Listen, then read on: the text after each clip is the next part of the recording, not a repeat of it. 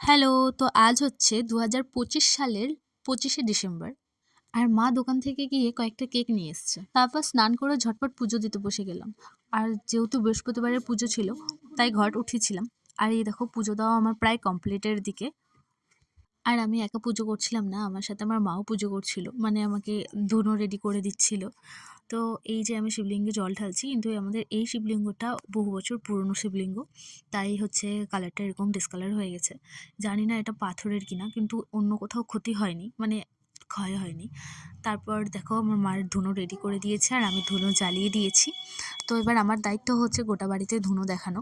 তো ধুনোটা ঠিকঠাক জ্বলছিল না বলে একটু আরও জ্বালানোর চেষ্টা করছিলাম আর কি।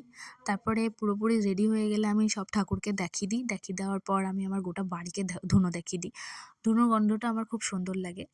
আর আমি বাইরে নিয়ে এসেছি ধুনোটা এই কারণে যে এই সাইডে আছে আমাদের বুড়িমা আর এই সাইডে আছে আমাদের জোড়ামা।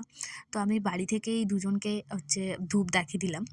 এবার আমি আবারও গোটা বাড়িতে সুন্দর করে ধুনোটা দিয়ে দিচ্ছি। আর এই ধুনোর গন্ধটা আমাকে খুব সুন্দর লাগে। তো আমি এবার যাবো আমাদের তুলসী থানের কাছে। তো এটা হচ্ছে আমাদের তুলসী পিঠা আর কি।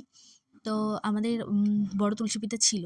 তো ওই তুলসী পিঠাটা ভেঙে হচ্ছে ঘর করা হয়েছে নতুন করে। তাই এটা সাইড করে ছোট করে করা করা আছে আর কি। তারপরে আমি আবার চলে আসলাম ঘরে। তো দেখো কি সুন্দর লাগছে, ধূপটা উপর থেকে উঠছে। মানে ধোঁয়াটা দেখতেই খুব সুন্দর লাগছে। আর আমাকে ধুনো জ্বালাতে খুব সুন্দর লাগে। মানে সেন্টটা খুব সুন্দর লাগে, গন্ধটা শুনতে।